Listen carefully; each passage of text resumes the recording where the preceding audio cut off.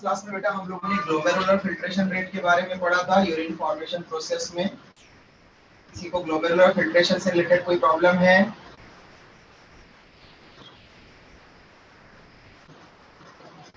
Glomerular filtration first हमने ultra filtration urine formation को 3 steps में डिवाइड किया था। First ultra filtration which is also called as glomerular filtration because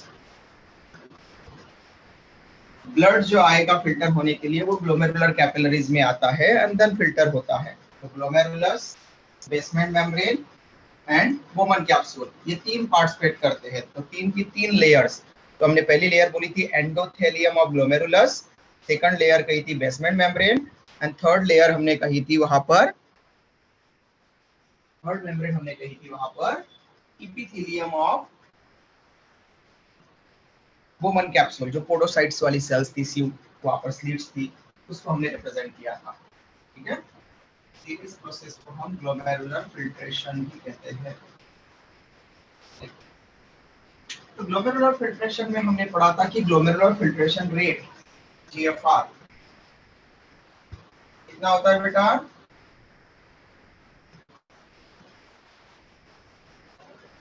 कितना पढ़ा था हमने जीएफआर?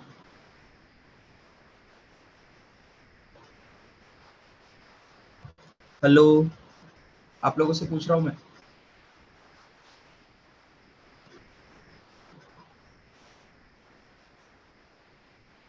ऑडियो क्लियर है बेटा? हेलो, मेरी आवाज आ रही है बेटा आप लोगों को? Yes sir. हाँ, तो कोई बताएगा ग्लोमेरुलर फिल्ट्रेशन रेट कितना बताया था? 125 ml per minute. ओके, तो 125 ml पर मिनट। ओके, तो पूरे होल डे में पर मिनट है, तो होल डे में टोटल ग्लोमेरुलर फिल्ट्रेशन कितना होगा? 180 लीटर। 180 लीटर। 180 glomerular filtration. तो ग्लोमेरुलर फिल्ट्रेट कितना फॉर्म होगा? ग्लोमेरुलर फिल्ट्रेट ये फॉर्म होगा 1.8 litre, sorry 180 litre. Okay, 180 litre per day. तो होल डे में, पूरे दिन भर में 180 लीटर कितना ग्लोमेरुलर फिल्ट्रेट फॉर्म हो सकता है अगर इसके रेट के बेसिस पर चले तो। बट ऐसा नहीं होता। जो जितना ग्लोमेरुलर फिल्ट्रेट बनता है उसका यूरिन कितना बनता है। तो ग्लोमेरुलर फिल्ट्रेट का यूरिन में फॉर्मेशन, यूरिन बनेगा 1.25 ml पर मिनट के आसपास। यूरिन फॉर्मेशन होता है अबाउट 1.25 ml पर मिनट, इसके आसपास बनता है। ठीक है, मतलब 1 ml के आसपास बन रहा है बस, केवल 125 ml में से केवल 1 ml के आसपास बन रहा है यूरिन। ओके, ग्लोमेरुलर फिल्ट्रेट जितना हुआ उसका ग्लोमेरुलर फिल्ट्रेट, इसको अगर हमने 100% कंसीडर किया तो इसका कितना परसेंट बन रहा है ये यूरिन?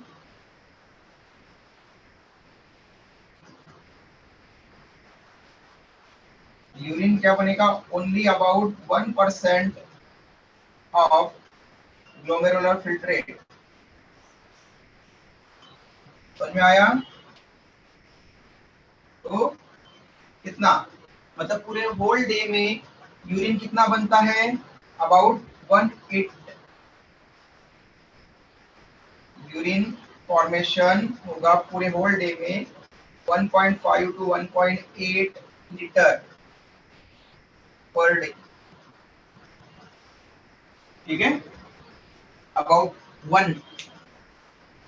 ठीक है, समझ में आया? अबाउट 1% ही यूरिन बन पाता है। जितना ग्लोमेरुलर फिल्ट्रेट होता है उसका ओनली अबाउट 1%। तो ऐसा नहीं होता कि पूरे दिन भर में वहां पर 180 लीटर फिल्ट्रेट बन जाता है फिर उससे यूरिन बनाते हैं, ऐसा नहीं होता। यूरिन फॉर्मेशन की प्रोसेस एक साथ में चल रही है, साइमल्टेनियसली। वहां पर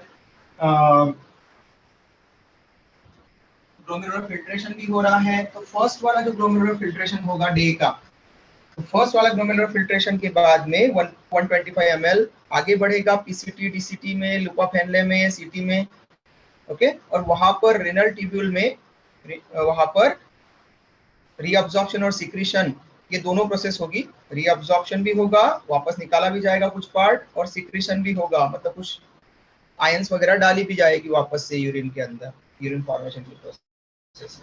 तो इन स्टेप्स के कारण क्या हो जाता है कि 125 ml में से अबाउट 124 ml के आसपास वापस से बॉडी में आ जाता है, ब्लड में वापस दे दिया जाता है, ओके। पेरिट्यूबुलर कैपिलरीज में वापस दे दिया जाता है, वहां से वेन में जाता है, और वेन से वापस जो है वो हार्ट को जाएगा, पंप होगा। तो जितना ग्लोमेरुलर फिल्ट्रेट निकला एक बार में 125 ml, उसका 124 ml के आसपास वापस से रिटेन कर लिया गया, ठीक है, वापस रीअब्सॉर्ब कर लिया गया।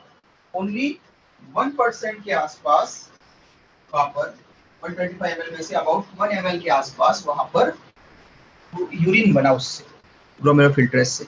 ऐसा वहां पर चलता रहेगा, हर स्टेप में, हर मिनट में जो है इस तरह की प्रोसेस फॉलो होती रहेगी, ओके। इससे हमको पता चलता है कि ग्लोमेरुलर फिल्ट्रेट का 99% पार्ट रीअब्सॉर्ब हो जाता है। इस प्रोसेस को हम बोलेंगे रीअब्सॉर्प्शन स्टेप, क्लियर। तो सेकंड रीअब्सॉर्प्शन। रीअब्सॉर्प्शन में क्या होगा, about 99% part of glomerular filtrate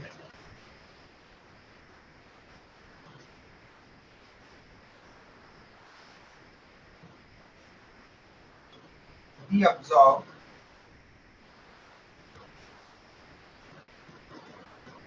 from renal tubule, okay। renal tubule मतलब DCT, loop of Henle, DCT, CT and collecting duct के पास में।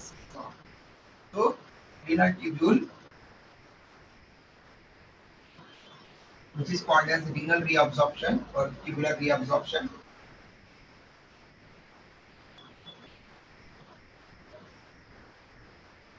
तो इसमें से क्या होता है, मोस्टली 99% जो पार्ट रिलीज होता है उसमें से ज्यादातर तो वाटर निकाल लिया जाता है, मैक्सिमम अमाउंट ऑफ वाटर यहाँ से निकाल लिया जाता है। कुछ वहाँ पर रिक्वायरमेंट, तो फॉर एग्जांपल जो ग्लूकोज आ रहा है, ग्लूकोज, अमीनो एसिड्स, ये यूरिन में नहीं जाने चाहिए, फिर रीअब्सॉर्ब हो जाते हैं, okay. Large amount of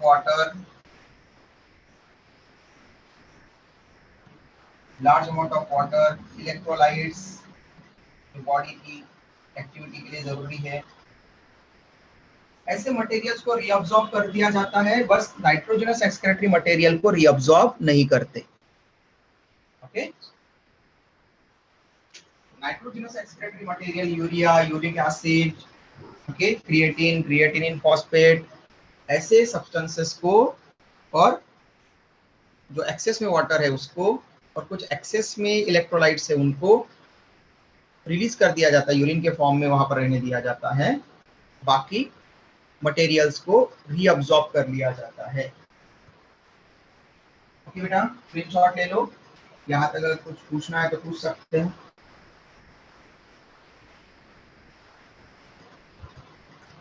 done, yes sir.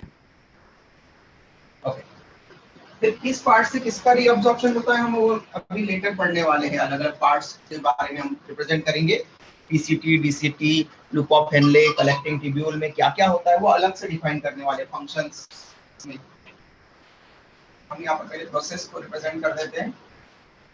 आपको बोर्ड के एग्जाम में जब यूरिन फॉर्मेशन की प्रोसेस अगर 3 मार्क्स के लिए आए, ओनली 3 मार्क्स के लिए, तो आप लोगों को तब ये तीनों स्टेप जो मैं आपको अभी सीक्वेंसली पढ़ा रहा हूँ वो और उसका डायग्राम बस वो बनाना है 3 मार्क्स में। लेकिन अगर 5 या 4 मार्क्स के क्वेश्चन में अगर आ जाए यूरिन फॉर्मेशन की प्रोसेस, तो आपको ये तीनों step diagram plus functions of PCT, loop of Henle, DCT, collecting tubule, collecting duct, ये सब भी उसके साथ में बता देना है।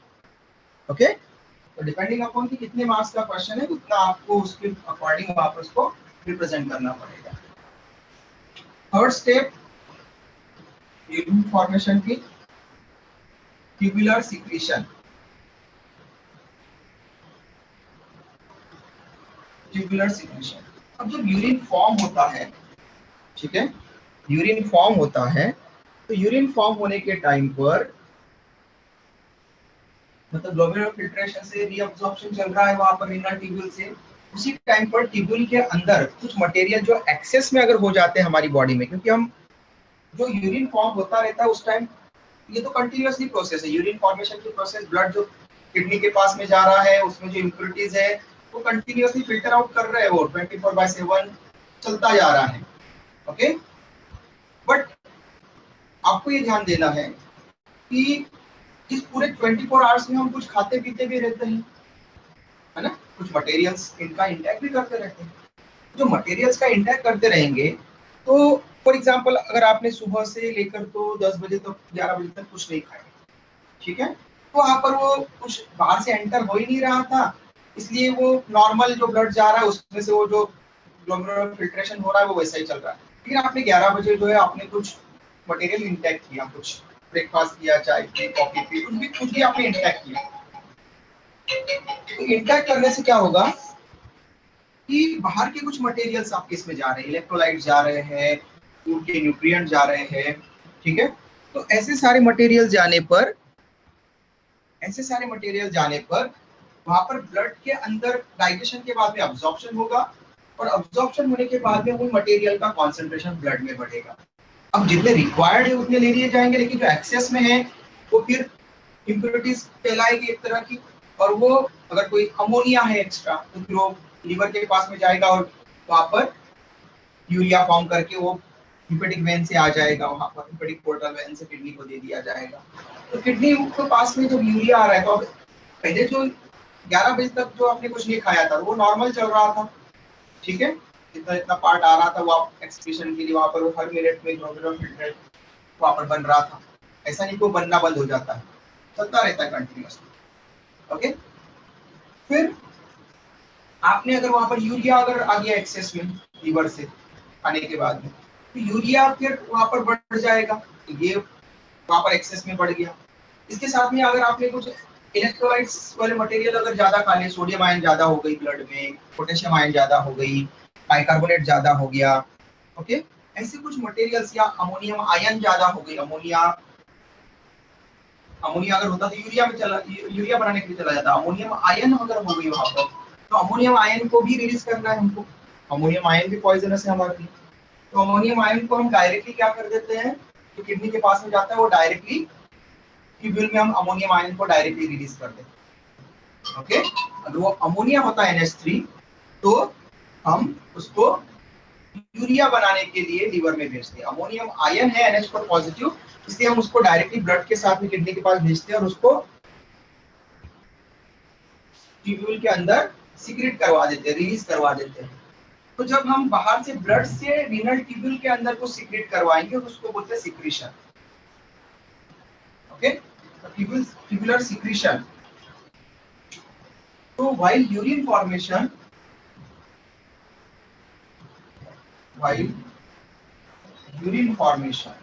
यूरिन जब फॉर्म हो रहा है, ओके, ग्लोमेरुलर फिल्ट्रेट के बाद में रीनल ट्यूबुलर वहां पर रीअब्जॉर्प्शन चल रहा है, उसी टाइम पर पीसीटी डीसीटी के प्लेस पर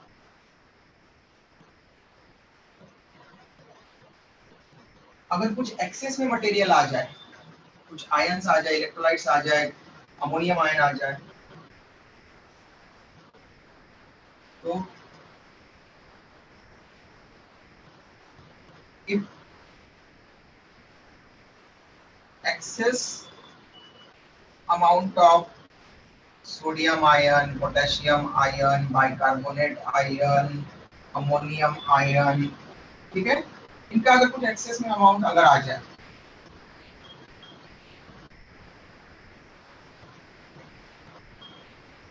found in blood, then ये हार्मफुल हो सकता है ब्लड में अगर रुका रहेगा ज्यादा देर तक। तो जो किडनी के पास में ब्लड आ रहा है उसमें अगर ये एक्सेस में मिल गए तो इनको जो पेरिट्यूबुलर कैपिलरीज बनाई थी और बाद में हमने बोला था कि हैंडले के लूप के पास में वो यू शेप हो जाती है और उसको हमने कहा था वासा रेक्टा। ओके, तो उस पेरिट्यूबुलर पार्ट में स्टार्टिंग में पेरिट्यूबुलर है, पीसीटी के कांटेक्ट में है, डीसीटी के कांटेक्ट में, तो आप उसको पेरिट्यूबुलर कैपिलरी बोलोगे।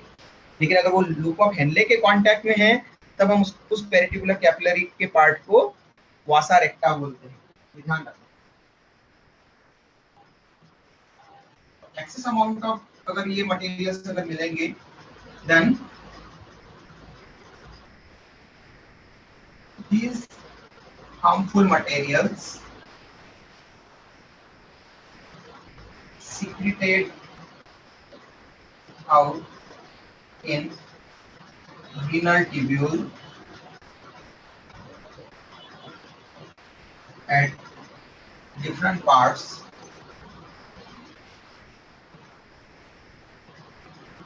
like PCT, DCT, okay, CT, collecting tubule, ऐसी जगह पर इनको रिलीज कर दिया जाएगा। एज वेल एज अगर वहां पर वाटर कम हो रहा है, ज्यादा कॉन्सेंट्रेटेड यूरिन हो रहा है, तो वाटर को भी सीक्रेट आउट किया जाएगा।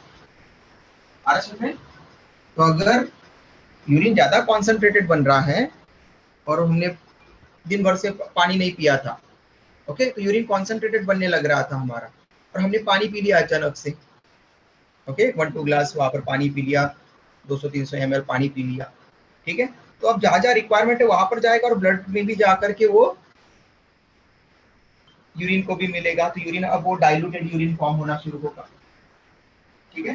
तो ऐसा जब ज्यादा कॉन्सेंट्रेटेड यूरिन बन रहा है और हमारे पास में इनटेक ऑफ वाटर हो रहा है तो हम डाइल्यूटेड यूरिन वहां पर रिलीज कर, वहां पर नया वाला बनाने लग जाएंगे। वाटर का सिक्रीशन हो, H2O का भी सिक्रीशन वहां पर होगा, ठीक है,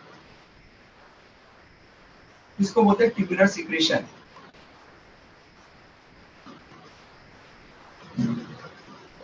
अब एक कंडीशन है कि अगर GFR का रेट अल्टर होता है,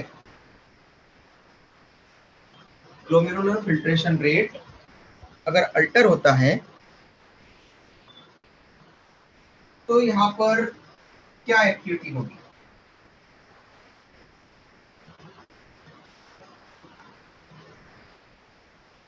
अगर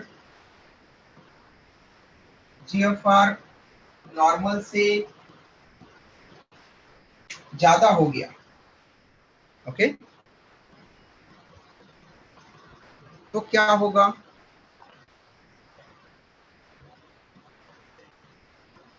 बताओ। GFR अगर ज्यादा हो गया, 125 ml पर मिनट से अगर ज्यादा बनने लग गया,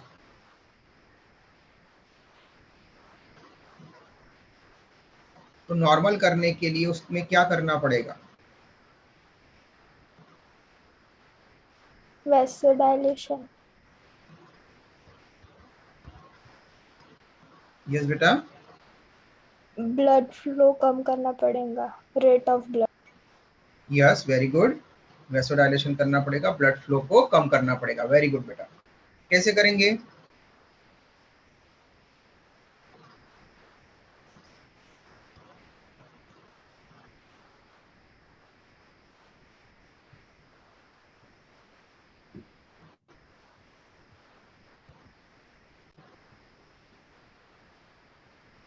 यस बेटा,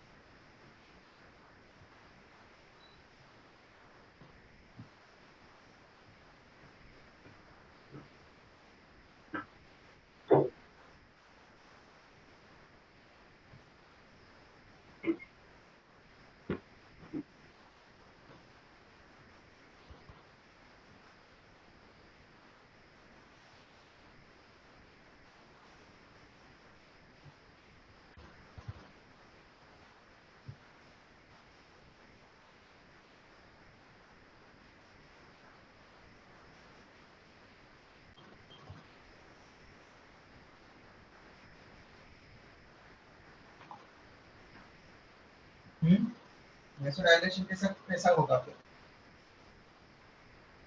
क्या हमने पढ़ा वहां पर कुछ ब्लड ब्लड प्रेशर को कम करने वाले फैक्टर्स में कुछ पढ़ा था हमने? वैसोडाइलेशन करना पड़ेगा, मतलब ब्लड प्रेशर कम करना पड़ेगा, तो ब्लड प्रेशर कम करने के लिए हमने कुछ पढ़ा था क्या? वैसोडाइलेटर्स पढ़े थे हमने कुछ? वैसोडाइलेटर का कोई एग्जांपल पढ़ा था? ब्लड प्रेशर अगर बढ़ जाएगा तो ब्लड प्रेशर को वापस नॉर्मल करने के लिए कौन यूज होगा?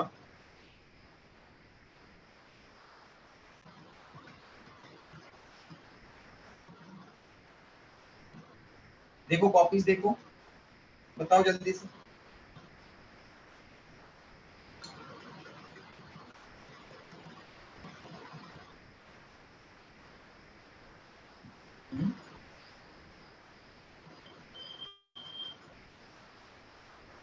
हाइपरटेंशन हाइपोटेंशन में हमने पढ़ा था वैसोडाइलेटर के बारे में।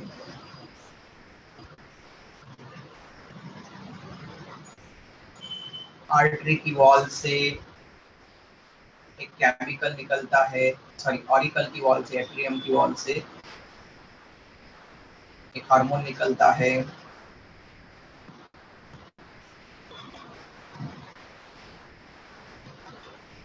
बताओ जल्दी से। ANH हाँ गुड। ANH hormone. ANH या ANF, very good.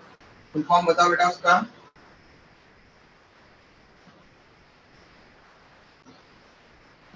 Atrial natriuretic hormone. Atrial natriuretic hormone या एट्रियल नाइट्रियोरेटिक फैक्टर। ओके, ये हमने पढ़ा था, ये वैसोडाइलेटर है। तो अगर जीएफआर इंक्रीज हो जाएगा, जीएफआर इंक्रीज है तो जीएफआर इंक्रीज है, इसका मतलब है कि GFR increase that is blood pressure, जो ब्लड का फ्लो है ग्लोमेरुलस के पास में वो इंक्रीज्ड है। ओके, ब्लड प्रेशर ज्यादा है मतलब जो ब्लड फ्लो, क्योंकि ब्लड प्रेशर ज्यादा है तो ब्लड प्रेशर के साथ में हर एक के पास में ज्यादा प्रेशर के साथ में जाएगा, हर एक ऑर्गन के साथ में। इसका मतलब हम एक्सक्रीटरी सिस्टम में पढ़ रहे हैं तो किडनी के पास में भी ब्लड ज्यादा प्रेशर के साथ में आएगा, क्योंकि तभी तभी तो ग्लोमेरुलर फिल्ट्रेशन रेट बढ़ेगा।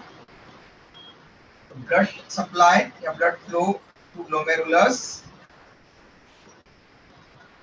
ये इंक्रीज है, ये बता रहा है जीएफआर इंक्रीज है, मतलब उसके पास में ग्लोमेरुलस के पास में ज्यादा प्रेशर के साथ में ब्लड आ रहा है, इसलिए वो ज्यादा फिल्टर आउट हो रहा है, ज्यादा फिल्ट्रेशन कर रहा है, जीएफआर बढ़ गया है उसके कारण। ओके, इसका मतलब है वहां पर वेसोकॉन्स्ट्रिक्शन है।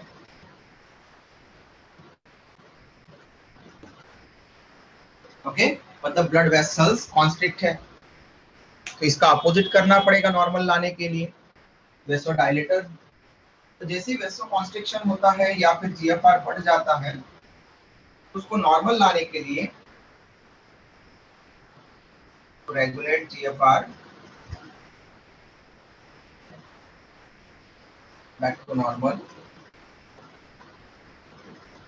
ओके, इंक्रीज्ड है तो आपको रेगुलेशन में जीएफआर को नॉर्मल लाने के लिए यहाँ पर हार्ट की वॉल से, क्योंकि ब्लड प्रेशर ज्यादा है तो ब्लड प्रेशर ज्यादा है तो हार्ट पंप कर रहा है ज्यादा, तो इसका सिग्नल जाएगा हार्ट की वॉल के पास, हार्ट के एट्रियम की वॉल के पास। इस कंडीशन में, इन this condition atrial wall of heart releases ANF or ANH, ANF। Okay, वो जो हार्मोन है उसको हम बोलते हैं फैक्टर। एट्रियल, एट्रियल मतलब कि एट्रियम से निकल रहा है, इसलिए एट्रियल नाट्रियूरेटिक, नाट्रियूरेटिक ओके, तो ये ब्लड प्रेशर को लोअर करने वाला है और साथ में यूरिन के फ्लो को भी कम करेगा। फिर नाइट्रोयूरेटिक मतलब ग्लोमेरुलर फिल्ट्रेशन रेट को नाइट्रोयूरेटिक फैक्टर और हार्मोन, ये क्या है, which is a vasodilator, vessels को डायलेट करेगा। Okay, vasodilator and thus decreases blood pressure. As a result of this, glomerular filtration IC normal होगा। ओके, और जैसे ही वो ग्लोमेरुलर फिल्ट्रेशन वापस नॉर्मल होगा तो वहां से सिग्नल जाएगा वापस से हार्ट के पास में कि किडनी को आने वाला blood pressure all weight green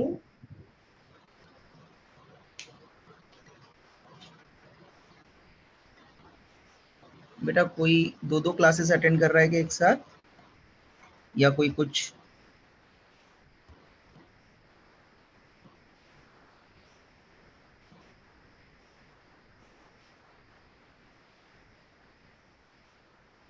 please बेटा ये ध्यान रखना, माइक ऑन मत किया करो बेटा, क्लास चल रही है तब दूसरों को डिस्टर्ब होता है, थोड़ा सा ध्यान रखा करो इस चीज को, क्लास डिस्टर्ब होता है।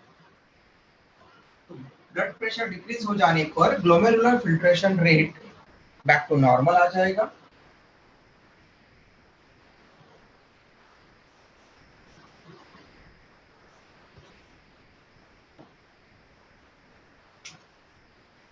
तो वेसो डायलेशन करेगा, वेसल को, ब्लड वेसल को डायलेट करेगा, जो कॉन्स्ट्रिक्ट हुई थी जिसके कारण ब्लड आगे जो फ्लो हो रहा था वो प्रेशर के साथ में, ज्यादा प्रेशर के साथ फ्लो हो रहा था, अब वो डायलेट होने पर ब्लड जो है वो नॉर्मल प्रेशर के साथ में जाएगा। जैसे ही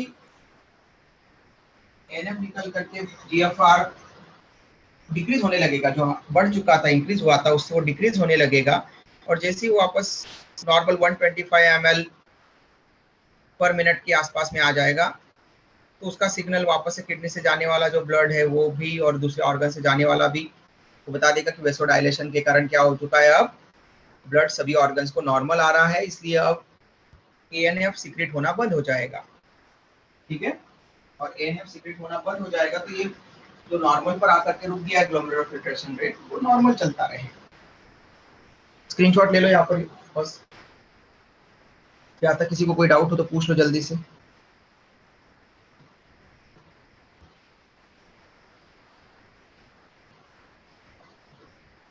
done sir. Done.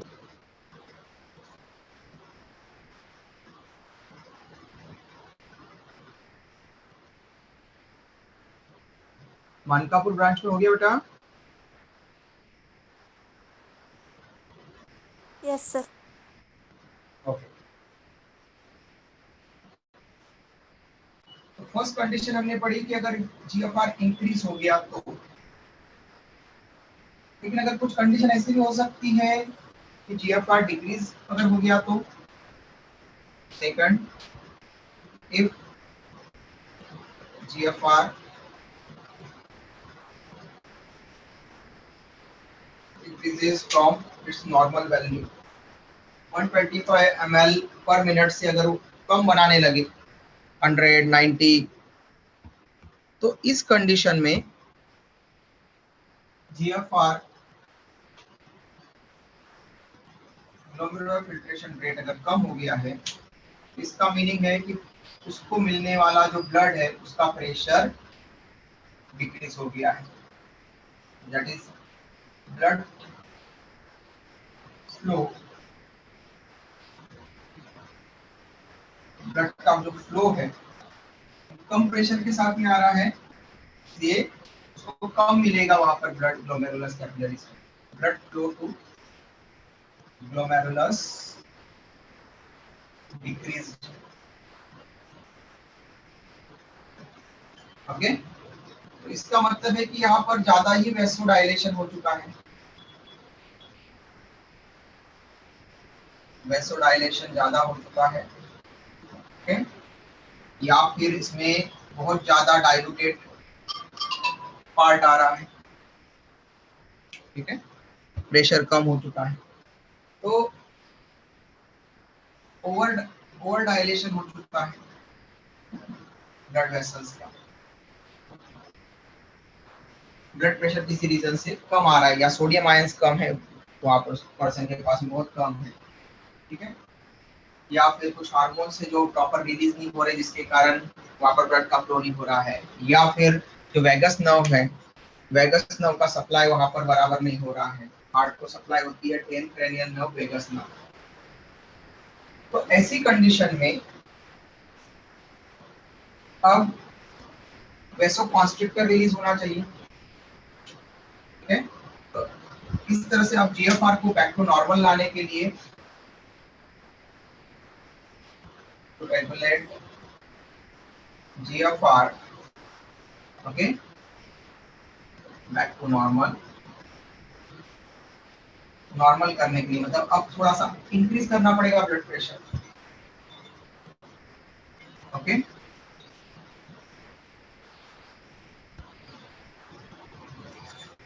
Blood pressure, blood flow to glomerulus should be increased, blood flow glomerulus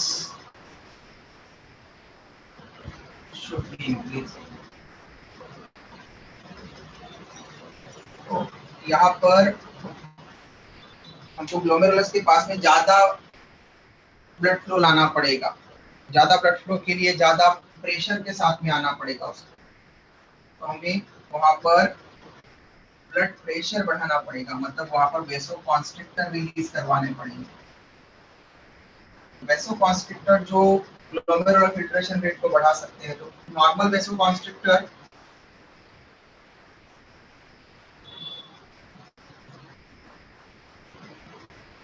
in this condition वेसोकॉन्स्ट्रिक्टर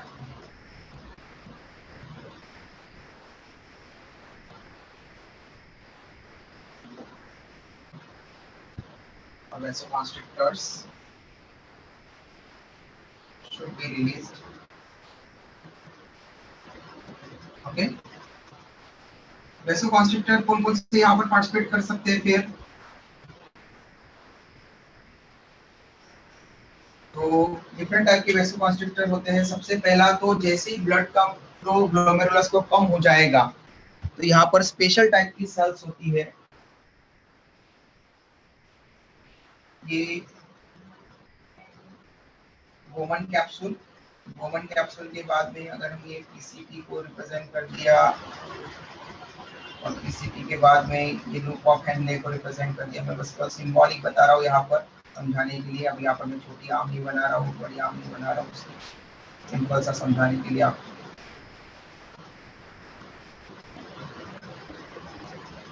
बना लेते हैं ताकि आप कंफ्यूज ना हो।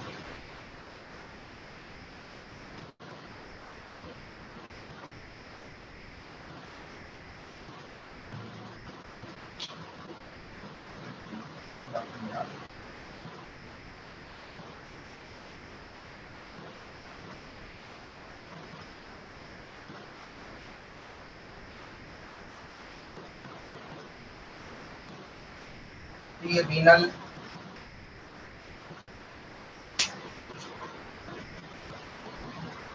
आर्टेरियोल यहाँ पर आ रहा है और रीनल आर्टेरियोल यहाँ पर डाइसेक्टेड होकर के ये रीनल कॉर्पस इस तरह से फॉर्म कर रहा है,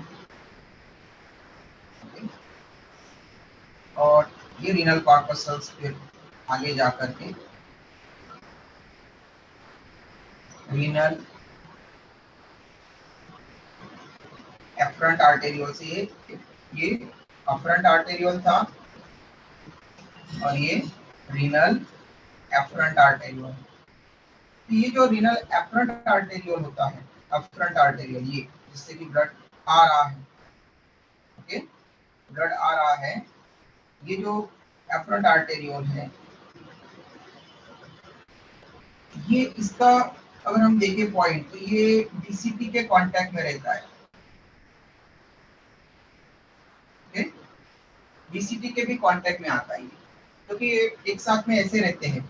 हम ऐसे इसको इस तरह से रिप्रेजेंट कर रहे हैं सिंपल, लेकिन ये छोटे से माइन्यूट माइक्रोस्कोपिक है, तो ये फोल्डेड रहते हैं। आपको पूरा बताने के लिए हम इसको ऐसा ओपन करके रिप्रेजेंट करते हैं, जबकि ये क्या है, इस तरह से प्रेजेंट है यहाँ पर। तो अफ्रंट आर्टेरियोल का कुछ पार्ट डीसीपी के कांटेक्ट में होता है। जहां पर ये कांटेक्ट बनता है दोनों का, वहां पर कुछ स्पेशल सेल्स डेवलप होती है।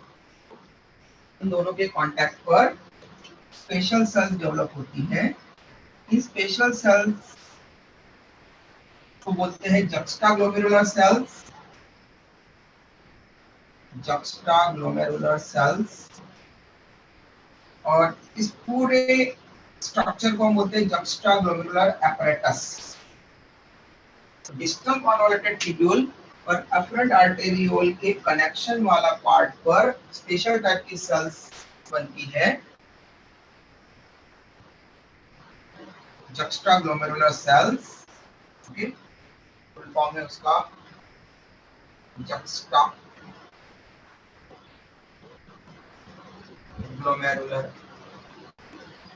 सेल्स। ओके, और जक्स्टाग्लोमेरुलर apparatus।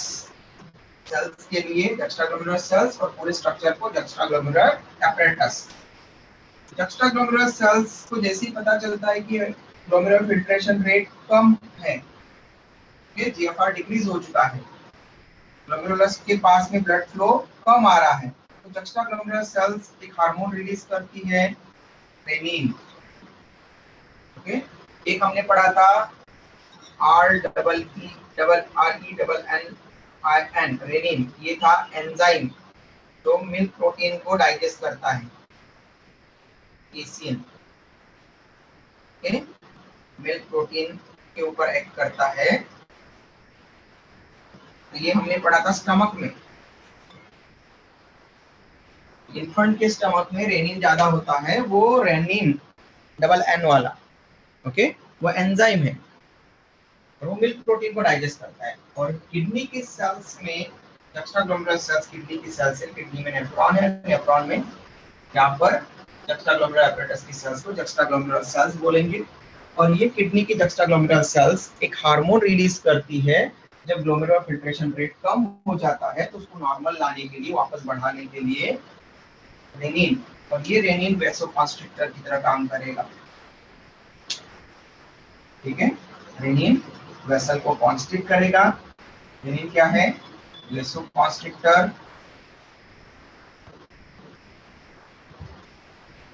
और thus increases blood pressure, blood pressure बढ़ाएगा। तो ग्लोमेरुलस को आने वाला ब्लड फ्लो को बढ़ा देगा, वो यहाँ से यहाँ की वेसल्स को प्रेस कर देगा और बढ़ा देगा। ठीक है, हम किडनी का रेगुलेशन या यूरिन फॉर्मेशन का रेगुलेशन देखेंगे लास्ट में, इस चैप्टर के लास्ट में। तब उसमें हम देखेंगे कि नॉट ओनली रेनिन, रेनिन के साथ में दूसरे वैसोकॉन्स्ट्रिक्टर भी पार्टिसिपेट करते हैं। तो अभी आपको बस केवल इसका मेन इंपॉर्टेंस बताना है। पहले तो सबसे पहले तो ये एक्ट करेगा, लेकिन उसके साथ साथ में और भी दूसरे वैसोकॉन्स्ट्रिक्टर हैं। वैसोकॉन्स्ट्रिक्टर में एडीएच हार्मोन के बारे में पढ़ेंगे हम, वैसोप्रेसिन एंटी डायूरेटिक हार्मोन, इसको वैसोप्रेसिन भी बोलते हैं। ओके, तो वैसोप्रेसिन एंटी डायूरेटिक हार्मोन, उसके साथ में एड्रेनलिन ग्लैंड से निकलने वाले एड्रेनलिन, नॉरएड्रेनलिन मतलब एपिनेफ्रिन, नॉरएपिनेफ्रिन, ये हार्मोन्स भी वैसोकॉन्स्ट्रिक्शन कॉज करवाते हैं। ओके, ब्लड प्रेशर बढ़ाते हैं। वैसे डिफरेंट टाइप के हम वहां पर और पढ़ेंगे। इतना स्क्रीनशॉट ले लो।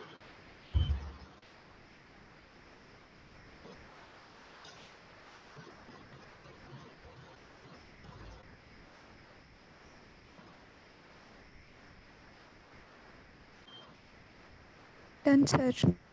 डन।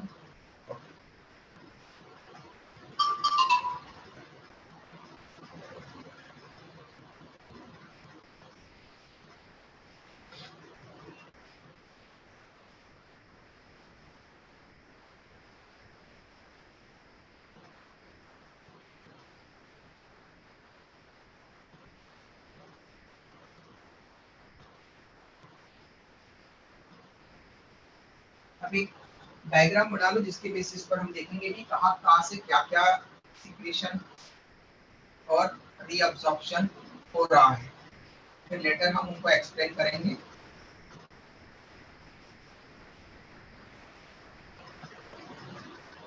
नेफ्रॉन का स्ट्रक्चर बनाओ है। नेफ्रॉन के स्ट्रक्चर में मेडुलरी नेफ्रॉन को हम यहाँ पर दिखा रहे हैं, जुक्स्टा मेडुलरी नेफ्रॉन।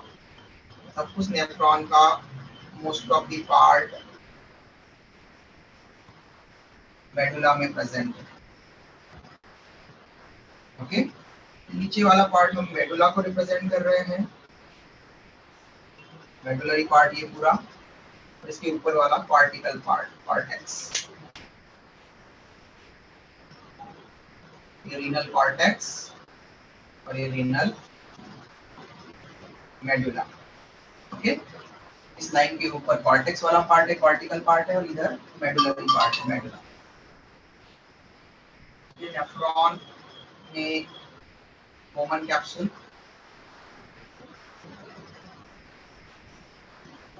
मोमन कैप्सूल बनाया हमने इधर।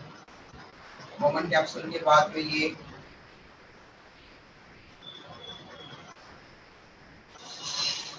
Proximal convoluted tubule, proximal convoluted tubule के बाद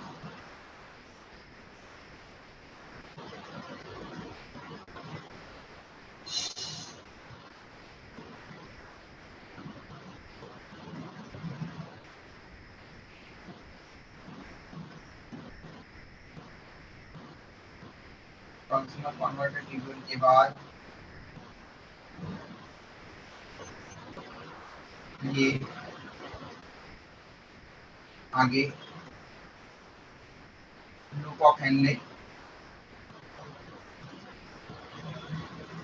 लूप ऑफ हेनले में ना, लूप ऑफ हेनले बहुत बड़ा बना रहे हैं, मतलब ये जुक्स्टा मेडुलरी नेफ्रॉन को रिप्रेजेंट कर रहे हैं। Loop of Henle, loop of Henle में ये डिसेंडिंग लिंब हो जाएगी, लूप ऑफ हेनले की डिसेंड डाउन हो रहा है। ये वुमेन्स कैप्सूल, ये है प्रॉक्सिमल कॉन्वोल्यूटेड ट्यूब्यूल पीसीटी, ये है लूप ऑफ हेनले की descending limb,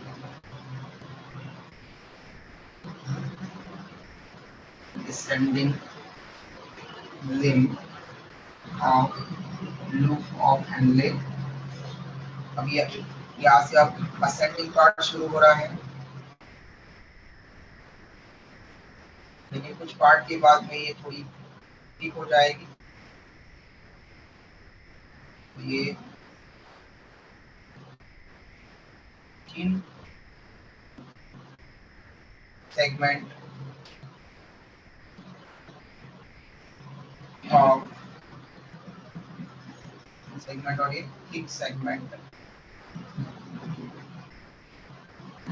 of ascending link of loop of Henle। okay? जैसे ऊपर जाएगा कॉर्टेक्स में वापस से कॉन्वोल्यूटेड कन्वर्जन होंगे, फिर ये स्ट्रेट ट्यूब में कन्वर्ट होगा और स्ट्रेट ट्यूब फिर ओपन होगी। ये DCT digital converted tubule, DCT convert ये सॉरी कलेक्टिंग ट्यूब्यूल, और कलेक्टिंग ट्यूब्यूल फिर कलेक्टिंग डक्ट में ओपन होगा।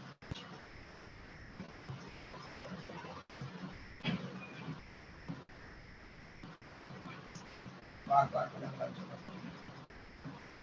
ओपन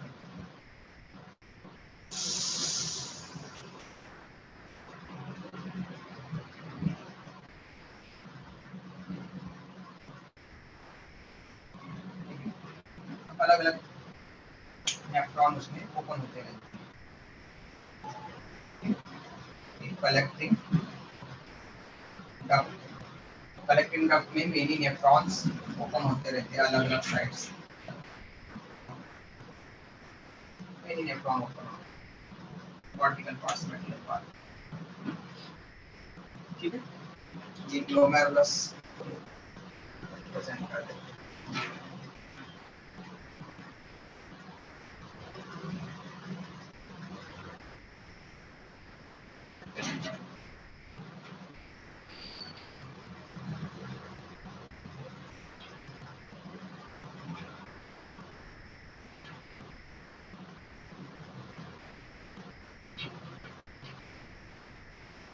इस तरह से ग्लोमेरुलस मेन यहाँ पर कैपिलरी बनाता है।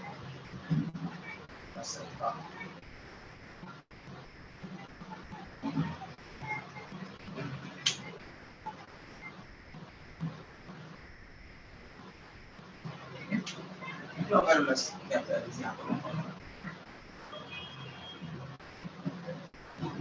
जी। आपने ग्लोमेरुलर फिल्ट्रेशन तो देख लिया था, अल्ट्रा फिल्ट्रेशन यहाँ पर हो जाएगा। अब जो फिल्ट्रेट यहाँ पर आया है, ये जो फिल्ट्रेट है, अभी फिल्ट्रेट जैसे से पास होता जाएगा तो इसमें ट्यूब्यूल के इसमें रीनल ट्यूब्यूल में ट्यूबुलर सिक्रीशन एंड रीअब्जॉर्प्शन चलता रहेगा। ओके, तो सबसे पहले पीसीटी के लेवल पर हम क्या क्या रिप्रेजेंट करेंगे। तो पीसीटी में जो रीअब्जॉर्प्शन है bicarbonate ion, sodium, water, potassium और न्यूट्रिएंट्स का, bicarbonate ion, sodium, potassium, okay, nutrient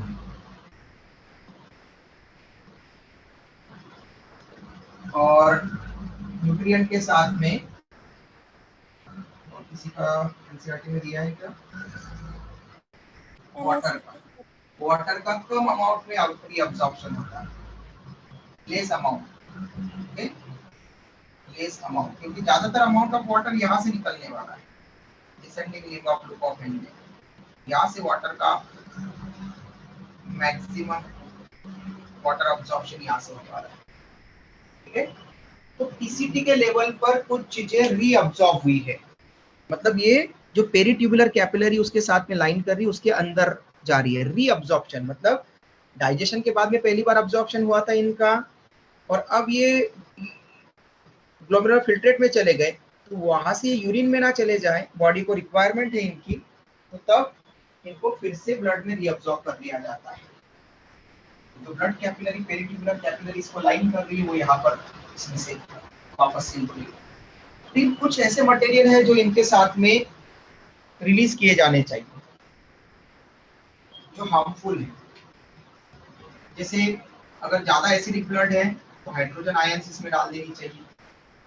अगर अमोनियम आयन है ब्लड में तो वो यहाँ पर डाल देनी चाहिए। पीसीटी में इनका, पीसीटी में ब्लड से ये रीनल ट्यूब्यूल के पीसीटी वाले पार्ट में जा रही है, इसका मतलब है कि ये सीक्रेट हो रही है। तो ग्रीन पार्ट में सिक्रीशन हम देख रहे हैं, ओके, ग्रीन पार्ट में सिक्रीशन, ग्रीन पार्ट तो हम ग्रीन पार्ट ग्रीन कलर में जो हम प्रेजेंट कर रहे हैं उसका सिक्रीशन हो रहा है, और जो ब्लैक में लिख रहा हूं उनका रीअब्जॉर्प्शन हो रहा है। ओके, पीसीटी में प्रॉक्सिमल कन्वर्टेड ट्यूब्यूल में इस तरह से सिक्रीशन। क्लियर है बेटा? Descending limb of loop of Henle में वाटर का रीअब्जॉर्प्शन होता है, ascending limb of loop of Henle में, और वो भी 3 सेगमेंट में ज्यादा। तो ascending limb of loop of Henle में इलेक्ट्रोलाइट्स का रीअब्जॉर्प्शन ज्यादा होता है। ठीक है, तो रीअब्जॉर्प्शन हम ब्लैक में दिखा रहे हैं। तो sodium ion, potassium ion, chloride ion, इनका रीअब्जॉर्प्शन यहां से होगा। ओके, तो sodium ion, potassium ion, chloride ion, ये सॉल्ट फॉर्मेशन करके भी सॉल्ट भी डायरेक्टली अब्सॉर्ब हो सकते हैं। इनका इलेक्ट्रोलाइट्स का रीअब्जॉर्प्शन यहां से हो रहा है।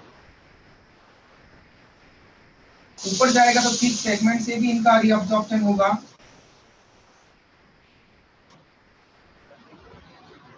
ओके, तो descending limb of loop of Henle में वाटर का रीअब्जॉर्प्शन होता है, और ascending limb of loop of Henle में इलेक्ट्रोलाइट्स का रीअब्जॉर्प्शन होता है। ये आपको पॉइंट नोट करना है यहाँ पर।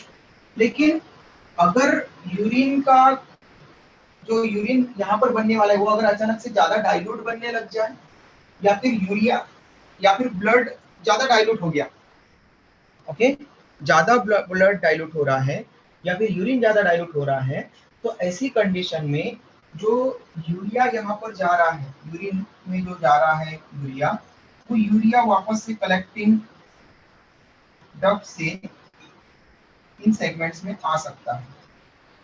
ओके, यूरिया यूरिया जो जा रहा था, और अब अगर हमें यूरिन को या ब्लड को कॉन्सेंट्रेट करने की जरूरत है, ठीक है, तो यूरिया का कलेक्टिंग डक्ट से फिर से सिक्रीशन होगा इसके अंदर descending limb of loop of Henle के अंदर, ठीक है। तो यूरिया सीक्रेट होंगे यहाँ पर, लेकिन कहाँ से? ब्लड से नहीं, कलेक्टिंग डक्ट से। तो कलेक्टिंग डक्ट जा रही थी उस पर ही कॉन्सेंट्रेट करेंगे बनने वाली यूरिन को। अगर वो हाइपोटोनिक बन रहा है, वो कम कॉन्सेंट्रेशन वाला डाइल्यूटेड बन रहा है तो। क्लियर है बेटा? यहाँ तक किसी को कोई प्रॉब्लम? नेक्स्ट है डीसीटी में क्या होगा फिर? डीसीटी में अगेन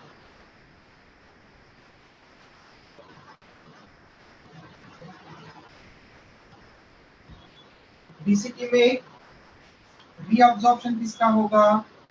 तो डीसीटी में यहाँ पर एक हार्मोन काम करता है, एडीएच, एंटी डायूरेटिक हार्मोन, और इसलिए बहुत सारे सॉल्ट का रीअब्जॉर्प्शन करवा देता है एल्डोस्टेरॉन हार्मोन के साथ में। तो एल्डोस्टेरॉन एंड एडीएच, ये दो हार्मोन यहाँ पर डीसीटी के लेवल पर वर्क करते हैं हमेशा। इवन यहाँ से रेनिन भी निकलता है, हमने कहा था, ठीक है, लेकिन वो वैसे कॉन्स्ट्रिक्टर वो डायरेक्ट ब्लड पर वहाँ पर काम कर रहा है। तो यहाँ पर ये हार्मोन डीसीटी के लेवल पर ये हार्मोन्स को आपको ध्यान रखना है, renin, ADH and aldosterone. Aldosterone mainly sodium ion और क्लोराइड आयन का रीअब्जॉर्प्शन करवाता है, ठीक है, सोडियम और क्लोराइड, ठीक है। लेकिन कुछ अमाउंट में बाइकार्बोनेट आयन भी यहाँ से अब्सॉर्ब हो जाते हैं। फिर अगर ब्लड को जरूरत है बाइकार्बोनेट बफर बनाने की, तो बाइकार्बोनेट आयन भी फिर से डीसीटी से अब्सॉर्ब हो जाते हैं। एडीएच वाटर का रीअब्जॉर्प्शन करवाएगा, वाटर रीअब्जॉर्प्शन करवाएगा, ये इनका काम है। लेकिन अगर एसिडिक है फिर भी ब्लड, या फिर एसिडिटी ज्यादा बढ़ रही है या यूरिन कम एसिडिक बन रहा है, तो उसके लिए हाइड्रोजन आयन का सिक्रीशन होना चाहिए। तो डीसीटी में हाइड्रोजन आयन सीक्रेट होते हैं और पोटेशियम आयन भी सीक्रेट होते हैं। तो डीसीटी के लेवल पर sodium, chloride, bicarbonate ion, water, इनका रीअब्जॉर्प्शन होता है, व्हाइल डीसीटी के लेवल पर प्रोटॉन मतलब acid, hydrogen ion and potassium ion का सिक्रीशन होता है ब्लड से, पेरिट्यूबुलर कैपिलरी से, इनको वासा रेक्टा से इनको कहाँ डाल दिया जाता है? डीसीटी में डाल दिया जाता है। डीसीटी क्लियर है बेटा? आप ये स्क्रीनशॉट ले सकते हैं। बस एक ये है कि कलेक्टिंग डक्ट से वाटर वापस से ब्लड में जा सकता है। तो आप एक वाटर को यहाँ पर आप लिख सकते हैं, कलेक्टिंग डक्ट से भी हम वाटर को निकाल सकते हैं। रीनल पेल्विस में ओपन होगी कलेक्टिंग डक्ट सभी, तो रीनल पेल्विस में अगर चला गया मतलब वो यूरेटर में चला जाएगा। यूरेटर में गया तो उसके बाद में नहीं निकाल सकते उसको। यूरेटर, यूरिनरी ब्लैडर, यूरिथ्रा, इससे हम कोई चीज वापस नहीं निकाल सकते। इसलिए लास्ट टाइम पर भी अगर कोई वाटर की जरूरत पड़ी, बॉडी को ब्लड में वाटर की जरूरत है, कम हो रहा है वाटर, तो यहाँ से भी हम वाटर निकाल सकते हैं कलेक्टिंग डक्ट के लास्ट पार्ट तक से। लेकिन जैसे वो पेल्विस में ओपन हो जाएगी सभी कलेक्टिंग डक्ट, तो वो पेल्विस के थ्रू अब यूरेटर में चला जाएगा और अब वहां से कोई रीअब्जॉर्प्शन सिक्रीशन नहीं हो सकता। मतलब कलेक्टिंग डक्ट में बन जाता है यूरिन। तो यूरिन कब कहेंगे हम? जब वो कलेक्टिंग डक्ट में आ जाता है तब। ओके, उसके पहले हम यूरिन टर्म ही नहीं यूज कर सकते। ये स्क्रीनशॉट ले लो बेटा, किसी को कुछ पूछना है तो पूछ सकते हैं। कल के दिन हम सभी स्ट्रक्चर्स के PCP, DCT, loop of Henle और कलेक्टिंग ट्यूब इनके थोड़े फंक्शंस के बारे में बात करेंगे, किस तरह से सेल्स से बनते हैं उनके बारे में डिस्कस करेंगे, ड्रग बॉर्डर इपिथेलियम क्या होती है, टीसीपी में कैसे बनता है। तो सर कलेक्टिंग डक्ट में स्मॉल अमाउंट में यूरिया रिलीज होता है कि एब्जॉर्ब होता है? बेटा हमने यहाँ से यूरिया यहाँ से निकाल करके यहाँ पर डाला है, तो यूरिया तो इसके पास में आ रहा था पहले से ग्लोमेरुलर फिल्ट्रेट से, तो यूरिया तो यहाँ तक आ रहा है, यूरिया को नहीं निकाला जा रहा है क्योंकि वो पॉइजनस है, हार्मफुल है, उसको सीधा कलेक्टिंग डक्ट तक जाने दिया जा रहा है, कोई नहीं ले रहा है उसको वापस, कोई नहीं निकाल रहा है, रीअब्सॉर्ब कोई नहीं कर रहा है। लेकिन अगर यहाँ पर जा रहा है कलेक्टिंग डक्ट में यूरिया और अचानक से सिग्नल मिले कि जो आगे जो ग्लोमेरुलर फिल्ट्रेट से जो यूरिन आ रहा है वो बहुत ही डाइल्यूटेड है, उसको कॉन्सेंट्रेट करना है, तो ये तो बन गया था कॉन्सेंट्रेटेड। अब इसमें अगर एक्सेस में यूरिया है तो इसमें से यूरिया निकाल ली जाएगी और लूप ऑफ हैंडले में सीक्रेट की जाएगी, इसलिए मैंने ग्रीन कलर में लिखा है उसको, सीक्रेट वाले को ग्रीन कलर में लिखा है सब। और जो रीअब्सॉर्ब हो रहे हैं ब्लड में जाएंगे, नेफ्रॉन से निकाल करके ब्लड में जाएंगे, उनको हमने रीअब्सॉर्ब वालों को ब्लैक इंक से लिखा है। समझ में आया बेटा? Yes sir, thank you.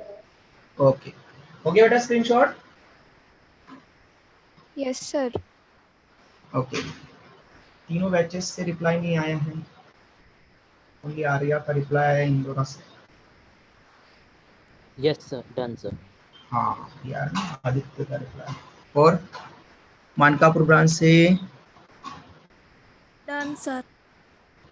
Good.